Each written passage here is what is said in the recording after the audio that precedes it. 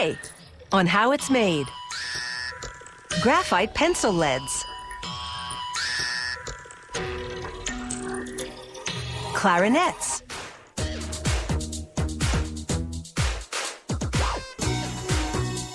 And special effects.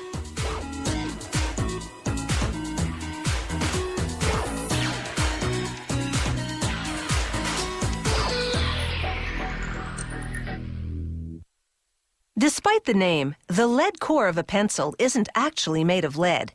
It's made primarily of graphite, a form of carbon that's very abundant in the Earth's crust. To produce pencil leads, they combine graphite powder with water and clay. The higher the ratio of clay, the harder the lead.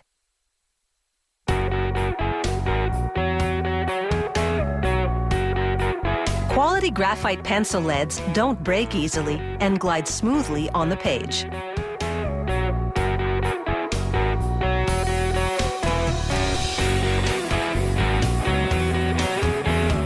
Graphite is mined from both open-pit mines and shaft mines, like this one in Germany.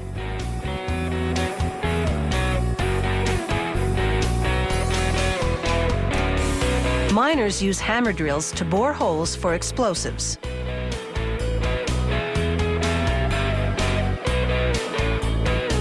The chunks of ore must contain at least 30% graphite to make the area financially viable for mining. At the surface, a crusher breaks the ore into small pieces. Then, adding water and oil, they pulverize it in a rotating mill. This ore soup then flows into a system that separates the graphite from the impurities. The graphite particles cling to the air bubbles and float to the surface. Skimmers send this layer of graphite foam back into the mill. 5 cycles later, the graphite concentration is 96%. However, it's soaking wet, so it has to go into a dryer. After spinning around at 300 degrees Celsius for about 30 seconds, the graphite becomes a completely dry, fine powder. Mined and processed, it's ready to be shipped to the pencil factory.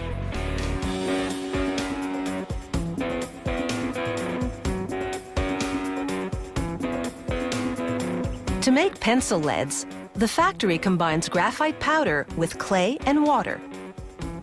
During the 35-minute mixing cycle, it's critical to control the blending speed, pressure, temperature, and moisture level.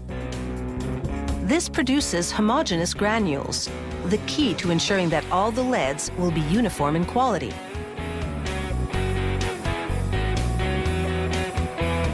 The granules go into a hydraulic press, which shapes them into a cylindrical block.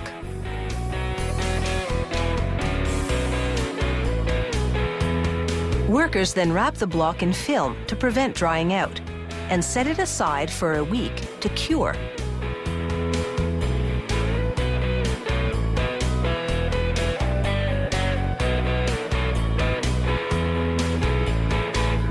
They load each cured block into a hydraulic press, which pushes it through a forming die, producing one long continuous lead.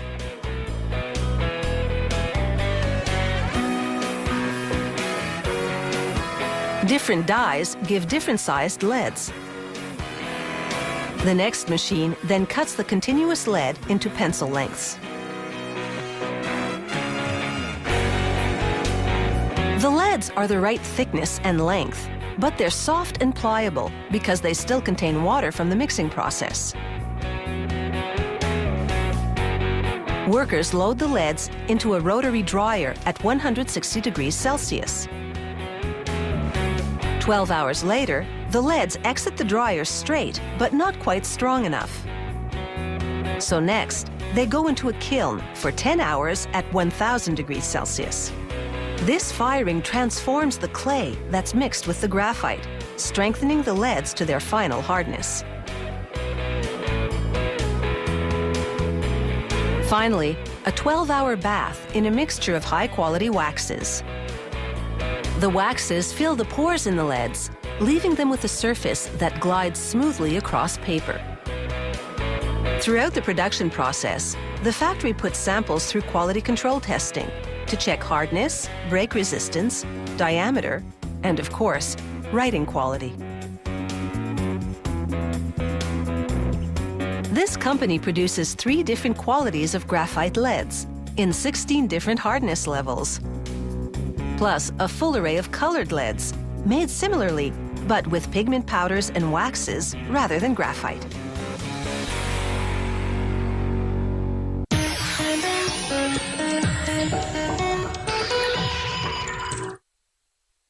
When the clarinetist blows into the instrument, a reed in the mouthpiece vibrates, creating sound. To turn that basic sound into different notes, the player manipulates the length of the air column inside the instrument by opening and closing different tone holes.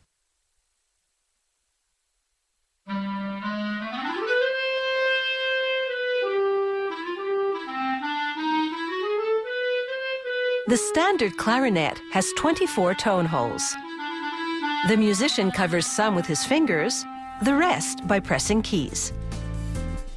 Those keys are made of nickel silver, or sometimes brass. They inject hot wax into a plaster mold of a specific key. Then, using hot wax, they attach several models of the same key onto a stem.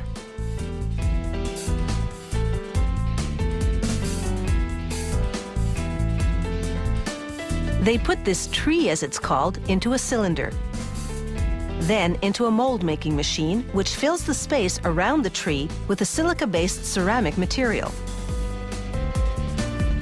When the ceramic hardens, they melt out the wax through an exit hole at the bottom, leaving behind a tree-shaped cavity. Now they transfer the mold to a casting machine and load nickel silver into its miniature furnace. The metal melts and fills the entire cavity. To cool and solidify the casting, they submerge the mold in lukewarm water. The metal contracts as its temperature drops, loosening from the mold. They extract the tree and remove the keys. Then they grind off the little stub left on each key.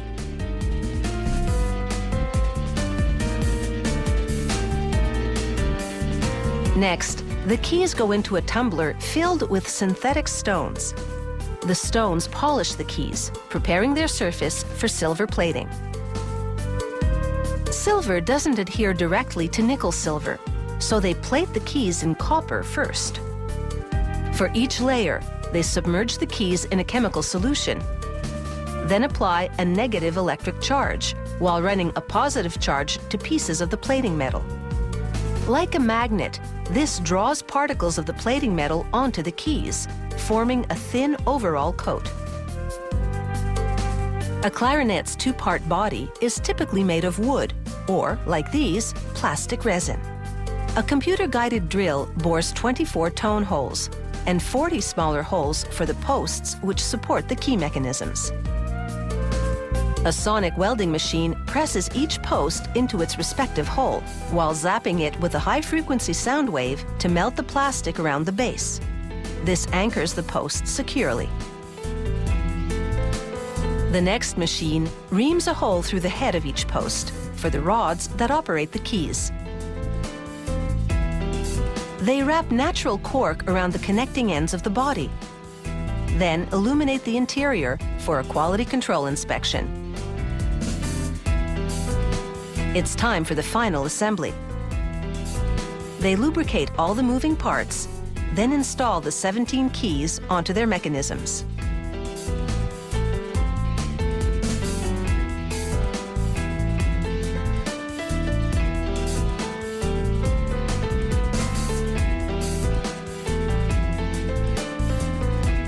Each key has a foam pad to prevent air from leaking out when the hole's covered.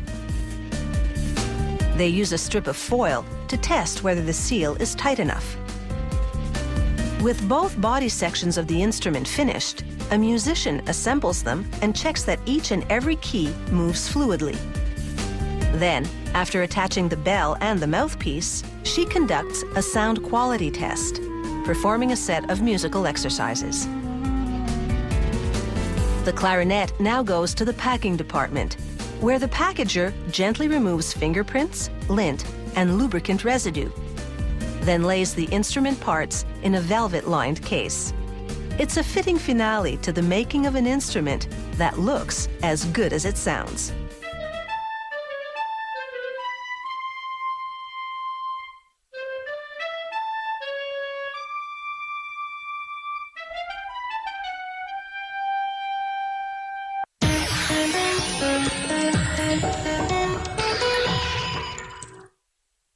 Special effects in animated films breathe life into characters and scenes that are completely imaginary.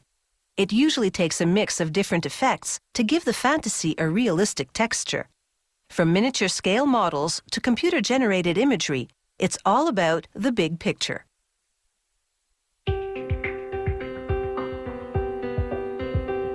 "3D animation and photographic tricks make this miniature village loom large on the big screen. It all starts at the drawing board. An artist sketches the various components of the fantasy village.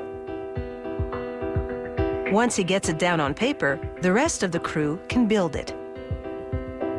Using one of the sketches as a reference, a sculptor carves foam into sections of a roof, and he glues the pieces together. This foam roof will then be used to make a mold.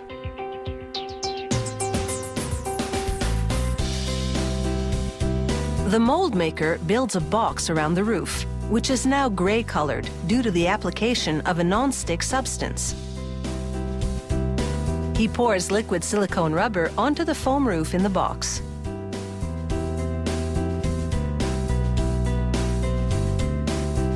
After 12 hours, they pull apart the box and remove the foam to reveal the mold. This mold will be used to cast multiple roof parts for the mini film set. They mix a 2-part urethane solution and pour it into the mold. A chemical reaction causes the urethane to solidify, and as it does, it takes the shape of the mold with all the details.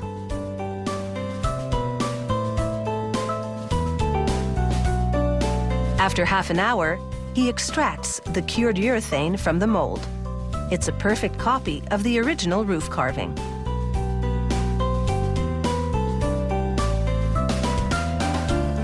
They mold various roofs for visual interest. The crew then paints all the molded parts of the mini village set in colors that are true to life. The palette has been selected beforehand, but if it doesn't look right to the eye, adjustments can be made.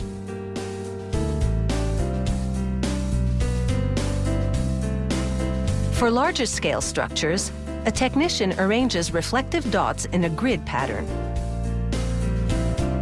These dots serve as reference points to laser scan the image of the house into a computer.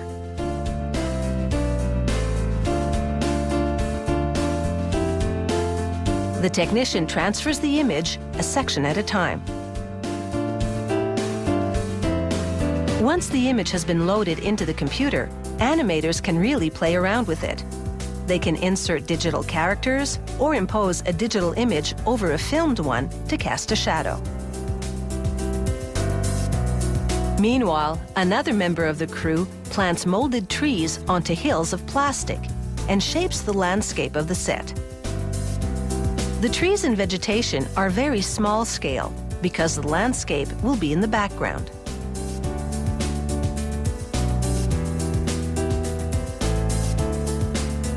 In the world of digital animation, clumps of moss can mimic shrubs, and a hot glue gun is an indispensable tool. Once buildings have been inserted in the set, the crew brings up the lights and checks the effect. They add props and sometimes take others away to improve the look of each scene. Technicians tweak the lighting, which can add visual depth and credibility to any scene, but it's even more critical with a small-scale vista. Little rectangular mirrors attached to the lights allow for minute adjustments. The director of photography operates the camera remotely. Adjustments to the shot's frame or depth of field can trick the eye and make miniatures seem much larger. The computer records the camera movements so they can be repeated at any time.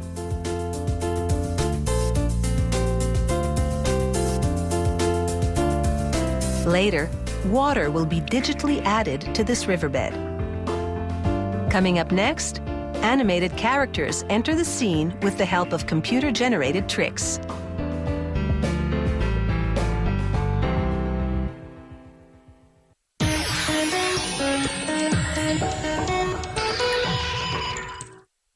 Today, virtual beings are a Hollywood phenomenon. Computer effects have rocketed 3D animated characters into superstardom. But even for digital creatures, fame doesn't come easy. It takes years of work and a large crew of skilled professionals to make them look good on the big screen. It all starts with a good old-fashioned sketch pad. Once the character is defined on paper, the artist sculpts him with clay.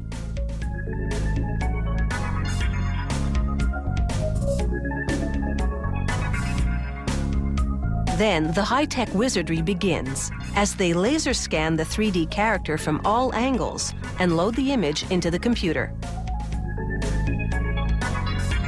Once he's been captured, the computer artist wraps the character in a digital wire frame. He manipulates the wire mesh to make the character move and breathe.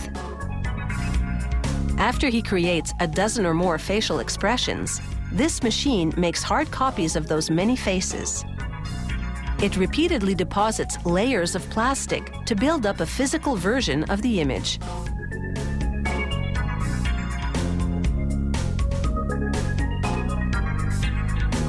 They insert eyes in the sockets, then give these washed-out plastic faces some color. An artist paints each one of the faces along the same lines. Continuity is critical because the faces will be filmed and the images edited together to create the illusion of movement. It's a traditional animation technique called stop motion, and these plastic models are called puppets.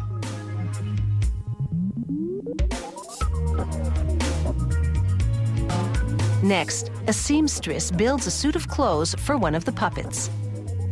He has to look great, because he'll be used to promote the character to merchandisers who might market him as a toy. They scan the fabric and wrap it around the digital character to give him the same outfit. Then add creases for a more realistic texture. The crew lights the mini set for one of the character's big scenes and plans the camera moves. It's a kind of dress rehearsal. One of the puppets acts as a stand-in for the animated character. They move him around in a process called rough placement. It's a critical step which ensures that everyone is in sync: cinematographers, lighting artists, and animators. Seeing the puppet in the room will help animators place his digital counterpart in the various visuals. They literally cover all the angles and leave nothing to chance. Now the physical merges with the virtual in a special effects trick called human motion capture. A man walks around in a special suit covered with reflective dots. The computer recognizes the dots to transfer the man's movements to a version of the digital character instantaneously.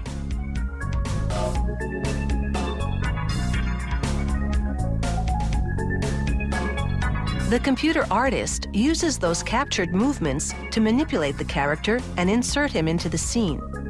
The effect is one of a digital character who moves just like a human being. They layer digitized images of the set and blend them seamlessly into a single image. This digital layering is called compositing. It allows animators to accurately place the character in the scene.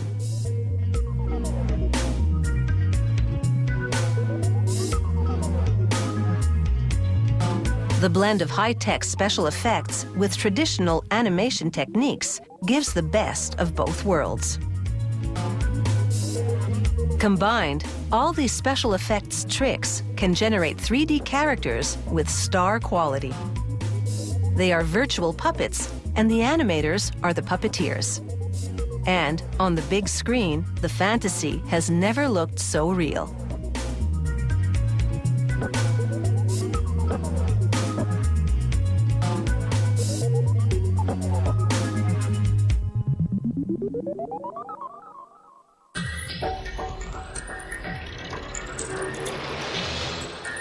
If you have any comments about the show, or if you'd like to suggest topics for future shows, drop us a line at www.howithasmade.net.